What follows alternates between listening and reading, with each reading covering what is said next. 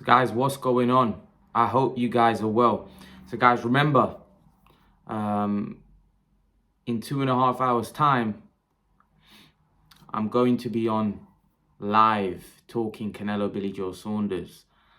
But in this video, I want to discuss what Oscar De La Hoya said. He said that Canelo Alvarez isn't the best fighter in the world, Terence Crawford is. A lot of people will say sour grapes by Oscar De La Hoya because Canelo isn't promoted by him anymore. So he's kind of being bitter because if Oscar De La Hoya was promoting Canelo Alvarez, there's no way he would be saying Crawford is the best pound for pound fighter in the world over Canelo, right? He just wouldn't say that. So I think there's definitely a bit of sour grapes from Oscar there because he wouldn't be saying that if Canelo was promoted by him, and also he knows that there's an issue with Bob Arum and Terence Crawford. So who knows? Maybe Oscar De La Hoya wants to promote Terence Crawford. I can't see Terence Crawford going with anyone, and especially not signing with DAZN because it wouldn't make any sense. I can see Terence Crawford becoming a freelancer or a free agent where he starts, maybe working with people like Canelo is on a fight-to-fight basis. Now, he's not as big a star as Canelo, so, Canelo obviously brings in a lot more than what Terence Crawford brings in. He's a huge star in boxing, probably the biggest star in boxing. So, Crawford doesn't have that kind of pulling power. However, he is one of the best fighters in the world, so everyone will be wanting to sign him and everybody will be wanting to work with him. But let's talk about some of the things that Oscar said. Oscar said that, Canelo Alvarez will probably work with me again. He goes, I can see Canelo Alvarez working with me in the future again. I highly doubt that. I highly doubt that Canelo Alvarez will work with Oscar De La Hoya again. Possibly, listen, you never say never in boxing, but I just don't see... If you're Canelo right now, and the way when I look at Canelo, he's so happy. He's so happy under Hearn. I feel like he's got that. He's smiling. He's laughing. He's happy with Eddie. I just see a more happier Canelo now, a more energetic Canelo. Well, when he was with Oscar, and I saw him at press conferences with Oscar, he just looked very depressed, like he was just there, fulfilling his duties. Right? He wasn't really happy being there. That's what it looked like to me. Whereas now, he's laughing, he's cheerful. You can tell from his body language, he seems happy. And Reynoso seems happy as well. They seem very happy working with Hearn. So I don't see that relationship ending anytime quick. Because like I said, I think Canelo's very happy. And like I said, Eddie Hearn, I've said it in previous videos, he's very ambitious. He's going to be doing all he can to make Canelo happy. He's going to be doing all he can to get Canelo the fights that he wants, because like I said, Eddie Hearn's a very ambitious guy. He knows that Canelo's probably the biggest star in the sport and probably the best fighter in the sport. So Hearn would want to make Canelo happy, basically. And not just Canelo, but Hearn tries to make all his clients, his boxers, happy. But with Canelo, knowing he's such a big star, he'll go that extra mile. And then with Canelo saying he's the best promoter in the world, I think Eddie Hearn's going to go even further now to do the best he can for Canelo Alvarez.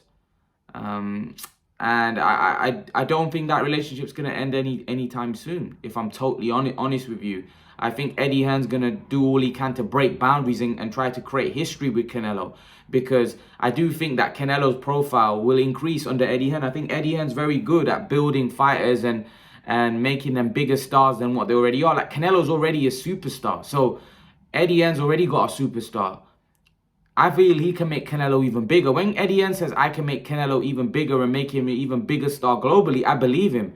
I do believe him. I do believe he can make Canelo an even bigger star just because of the things that he did, like the ring entrance. And I just feel Hearn's very high on those things. And I think things like that, ring entrances and, promotion and marketing, all of that increases your profile. And like Canelo said, I've never experienced the kind of ring entrance that he had for the Yildirim fight ever before. He said that was the best ring entrance I've ever experienced.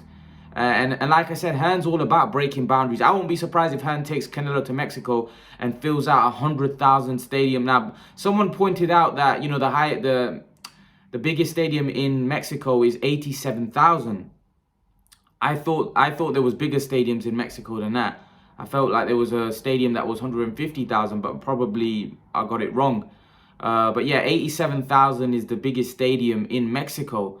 And I believe Hearn will look to try filling that out with Canelo.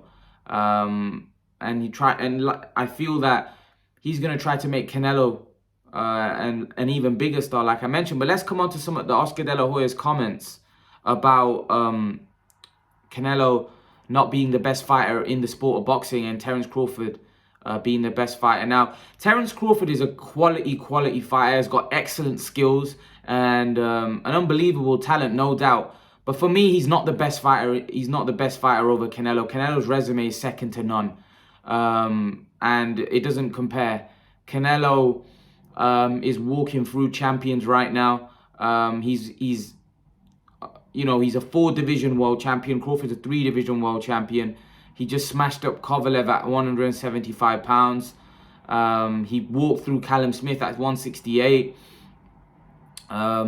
He's a unified champion now at 168, and he's on the verge of becoming an undisputed champion.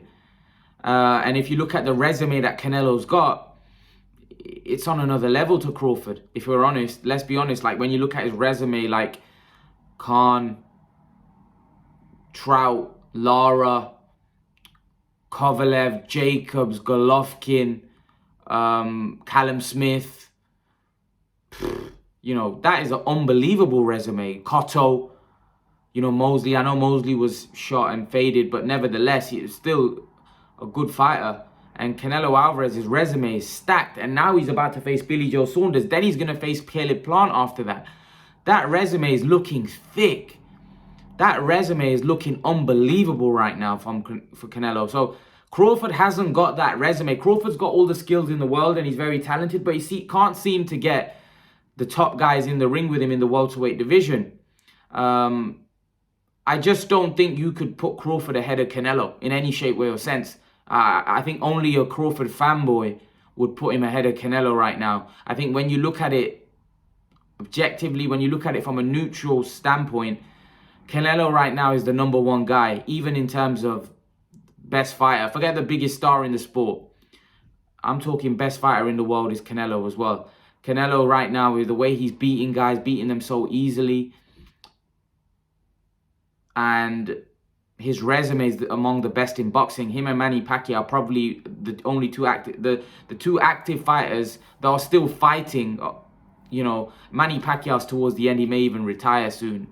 But Canelo and Manny Pacquiao, for me, have got the best resumes in world boxing right now. Their resumes is stupid. Their resumes on another level. Obviously, Pacquiao's been fighting for a very long time, so his resume is even better than Canelo's. But Canelo is, if Canelo beats Billy Joe and beats Caleb Plant, you have to say that Canelo's resume is among the best in boxing as well. Canelo's resume is on another level. So, to be honest with you, I just don't see how Oscar De La Hoya is coming to that conclusion, apart from the fact that Canelo split from him. And, you know, I think he's probably a bit of sour grapes, because if Canelo was promoted by him, there's no way Oscar De La Hoya would be saying that Canelo is not the best fighter in the world. And look, I'm a neutral. I like Terence Crawford, I like Canelo, but when you look at it from a neutral standpoint, right, Canelo's resume is unbelievable, and Canelo's got unbelievable skills as well. Canelo's got unbelievable skills, and let's not forget his resume. He's fought better fighters, Canelo, so he's been tested by a lot better men than what Crawford's been tested against. When you look at Crawford's resume, Crawford hasn't fought the level that Canelo's operated at, and eventually I'm pretty sure Crawford will fight that level, and we will find out. And if he keeps winning like the way he is, then, you know, Crawford definitely could surpass Canelo, no doubt about it. But as of right now, when you look at their resumes, when you look how dominant each guy is, and you look at who they've been in the ring with, their skill set, Crawford's skill set's up there with Canelo, no doubt about it. But I just think when you look at the skill set and the resume, it's hard to put Crawford ahead of Canelo right now. You have to say Canelo's the #1 guy in the sport. And that's not taking anything away from Crawford. It's just that Canelo right now is unbelievable. He's just on another level. And Crawford needs to start stepping up and fighting the guys at welterweight, the top guys like the Porters, the Thurmans, Virgil Ortiz now is among the top names as well. Spence, needs to fight these type of guys for him to start, start overtaking the likes of Canelo and #1. Like Crawford right now is probably #2, #3 pound for pound, no doubt about it. I just don't think he's #1 because Canelo's far superior in terms of his resume. His resume is far superior than Crawford. So I just don't see how anyone, we're looking at it from a neutral standpoint, right, can put Crawford ahead of Canelo. When you look at that resume, the thickness of his resume, I just don't think Crawford can match that resume. So I think until Crawford starts stepping it up and starts fighting the top welterweights, I just don't think he's going to have a claim for that top pound for pound spot. I think Canelo, deservedly so, is the #1 guy in boxing right now. Now, some people may put Crawford there. I just look at the skill set and the resume. Now, some people may argue that Crawford's skill set is better than Canelo's. Yes, you could probably argue that. You could probably say Crawford might be more versatile. However, the resume is not as thick as Canelo's resume, right? Canelo's had the defining fights with like Golovkin. I know the Golovkin's fight were close, but if Crawford was to fight Spence, for example, right, a lot of people think Spence will beat him.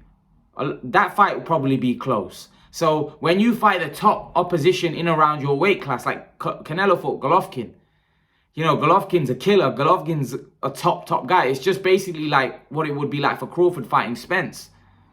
Canelo's already fought that guy twice. And I know the fights were controversial, but if Crawford was to fight Spence, for me, I personally think Spence wins. So this is what I'm trying to say. And by no means Crawford might beat Spence. And if he does beat Spence, then I put Crawford #1 pound for pound. No, without question. Especially if he beats him in convincing fashion, then he definitely #1 by a long way. But as of right now, Canelo's had his defining fight. Crawford's not had his defining fights. Now Canelo's just adding to his legacy. Crawford's not had that defining fight yet with the Spence. Canelo had his defining fight with Golovkin, who was seen as a killer middleweight. Crawford's not had that defining fight yet. And he's not even going to get it against Porter or anybody. He needs to fight Spence. Now, Spence right now is playing hard to get. There is an offer of 60-40 there for Crawford, but Crawford don't want to take that offer. So it's one of them. Crawford's going to have to make a decision, right? He's going to have to make a decision that is he willing to take a smaller slice of the cake to beat Errol Spence, get his name out there, and then become a bigger star and probably then start making even more money than what he's making now? Or is he going to stay firm, which I believe he's going to do, and just say, you know what, I'm taking, it's 50-50 or nothing. And right now it seems like Terence Crawford is holding his ground and saying it's 50-50 or nothing. Otherwise, we haven't got a fight. Fair play to him.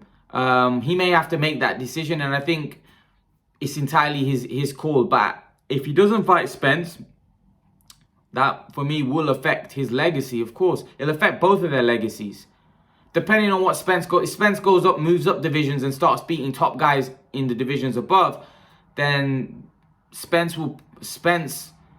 that Crawford fight will probably be forgotten. I still think he'll get stick for it, and people will say he ducked it, but people will forget about it. But if Crawford, the stage that he's in, at the point he's in his career, Crawford is in a position for me where if Spence moves up, there's not really anyone he's going to beat that he's not expected to beat. So Crawford's legacy is going to be like, yeah, he was a good fighter, but who did he fight? That's what people are going to say. So Crawford can't really even move up because he's too small. Crawford's not a huge welterweight. Him moving up would become dangerous because, he's not a big dude at all. So him moving up to 154 could be dangerous for him, because those guys are massive up there. So it's a difficult one for Crawford. It's a very difficult one for Crawford, but he needs those legacy defining fights if he wants to be recognized as an all-time great, or recognized as the #1 pound for pound fighter. Because a lot of people and a lot of boxing fans will talk about Crawford's resume and say it's not good enough. And that's the problem Terence Crawford has got, is that right now Canelo is on another level in terms of skill set, and Crawford for me is on another level as well in terms of skill set. However, Canelo's resume is unbelievable and been one of the best amongst the whole of boxing. So when you look at his skill set and his resume, he has to be #1. But Crawford's skill set is very good, but people could argue that Spence's resume is better. Probably is. But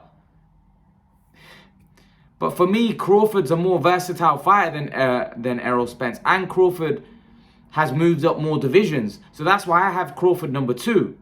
But some Spence fans will probably put Spence ahead. But I just think Spence is fighting at a weight class. It's his only weight class that he's fought at welterweight. And I just don't think you can overlook what Crawford's done at 135, 140, where he was undisputed, and now he's a welterweight world champion. And at welterweight, he's been even more dominant. Yes, he may have not fought the top welterweights, but the fighters that he has been fighting, he's been very dominant in the way he's been beating them. So you have to give him credit for that. But unfortunately, until Terence Crawford really fights Errol Spence and has that legacy defining fight, which right now only really comes against Errol Spence. It only really, Errol Spence could move up weight and get legacy defining fights, because if he's moving up weight, he'd be daring to be great and all of that. Especially if he goes up and fights like Canelo, or goes up and fights a Charlo, which I'm not sure would happen. But even if he goes up and becomes like a unified champion at light middleweight, and then moves up to middleweight and wins a world title, depending on who he's fighting, Spence is going to have those career-defining fights, because there are top fighters in those weight classes where he can get those big fights. The problem is with Crawford isn't going to have anyone at welterweight right now. If Spence moves up, there isn't that legacy-defining fight for Crawford. Now, there was talk of Crawford going up and fighting Charlo, which that would definitely be a legacy-defining fight for Crawford. But again, that's a dangerous fight, because Charlo is huge. And he's a very athletic guy, and he can punch. Could Crawford go up to 154 and outbox Charlo? Possibly. He's the more versatile fighter, but it's dangerous. It's dangerous because you're giving up away a lot of size and a lot of physical advantages. And Charlo's got a very good chin and he can crack. And if he hits Terence Crawford, there could be some serious trouble. But I personally think he should gone for that Spence fight. And listen, Crawford may have to make a decision. He may have to swallow some of his pride and ego and say, you know what, I might have to accept that 60-40 just to get that legacy defining fight, because even 60-40 he's going to be getting a career high payday. And I think the fight should be 50-50, but sometimes when you look at it, taking 10% less to get a career highest payday, get a legacy defining fight, why not? Why not? And then beat him. And Spence might want a rematch. If he doesn't want a rematch, you've become a way bigger star because of the promotion of the fight. You've just beaten Errol Spence. You become the #1 welterweight in the world. The world's your oyster now. You've had that career legacy defining fight. People can't criticize your resume anymore. You become the #1 pound for pound fighter in the world. Do you see all of the things that he would get by accepting 60-40? If he's confident he's going to beat Errol Spence, he may have to take the 60-40. But again, like I said, I think he should be getting 50-50. But the position that Terence Crawford is in, he may have to swallow a little bit of ego and pride and just take it. Even though I don't think it's right, I think he may have to just take it just to prove to the world how good he is. But again, that's his call, that's his choice. And at the minute, I don't think he has any intention. But I don't agree with Oscar De La Hoya about Crawford being the best fighter in the world. I believe Canelo is the #1 pound for pound and Crawford #2. But leave your thoughts. Do you agree with De La Hoya? Do you disagree? I'd love to know your opinion. Leave your thoughts in the comment section below, guys. And guys, remember to please like, share, subscribe to my channel. I'll see you guys in the next video. Peace.